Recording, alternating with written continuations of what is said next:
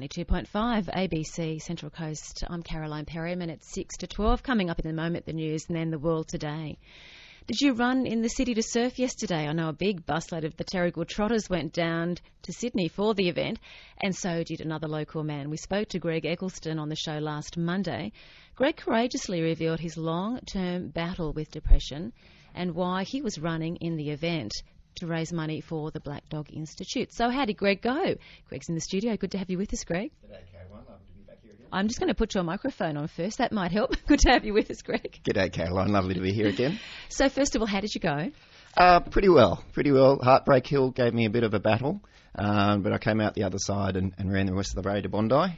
I had a few goals in regards to time, one of which was to break 80 minutes. I was hoping to do a little better than that. I turned in the straight and could see the finishing line, and the clock had 79.20, so I sprinted the rest of the way, made it 79.50, and then realised that was actually the time for the elite runners. I had to take 6 minutes off that, so I smashed it. Oh, that's fantastic. Don't you love that when you make your goal and you reach it? And how was the event? You were raising money for the Black Dog Institute. Yep. You spoke last week, part of the run. It wasn't just about running, was it? That's right. Yeah. What did finishing the event and also in the time that you did it in mean to you? Look, it was very special. We actually had a team out there. There was about 30 people running for Black Dog Institute, so we didn't all run together, but we met at the start and at the finish. So there was a nice camaraderie around that, and everybody had their own individual fundraising.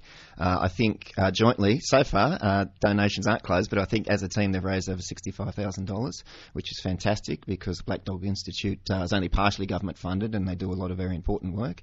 My friends and family have contributed over $1,800 of that, so I'm very proud of that. And so to finish, one of my goals too, I had been sponsored by my brother-in-law, who was chipping in an extra $10 for every minute I could beat my goal by. So he's up for a bit of money. Oh, especially when you took the 6 minutes off. Yeah, so that was added motivation as I was running. So it was a little bit of a tear when I crossed the line. I'll admit that. I was going to ask you about that. When you do it for such personal reasons, I mean, everyone has their own reasons for doing particular events, but when there are such personal and emotional reasons that you're doing it, how was that crossing that finish line? Yeah, look, it was very satisfying because, like anything in life, when you work hard for it, it's more enjoyable and more rewarding.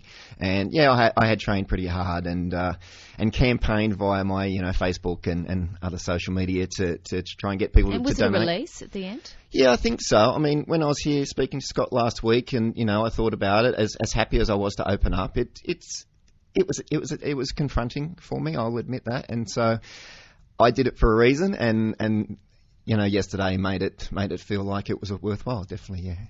We often hear about sport therapy with different ways of dealing with illnesses. Yep. So in the training and the event, how would you say has helped you with your depression?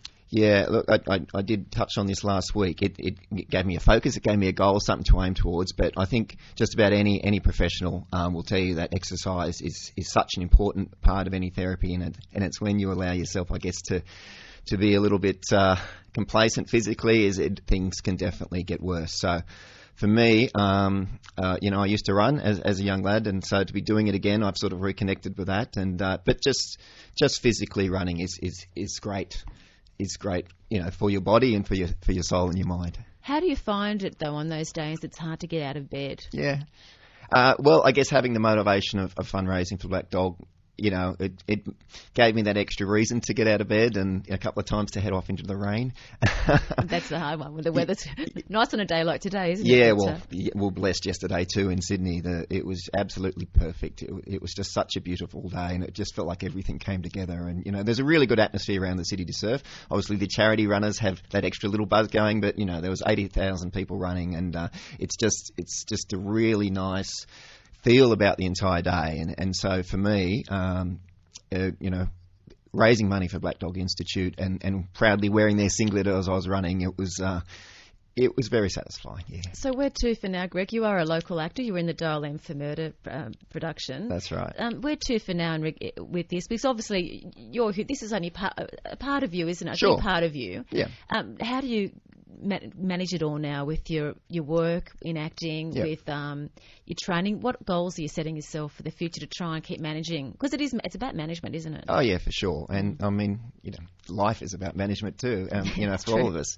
But look, it's a really good question, and I have to admit I don't necessarily have an answer. I don't have a lot of work coming up. My diary's pretty clear. I've got to decide whether I'm going to keep up with the running. I'll give myself a little bit of a break, but I think I'll be doing more running, and I'll wait and see. And what advice would you have for people listening who do have the black dog on their shoulder, who can't face the day each day? What advice do you have for them? Yeah, look, the best advice is that there is always people out there prepared to help, and quite often there's people in your own life that are prepared to help and you don't realise.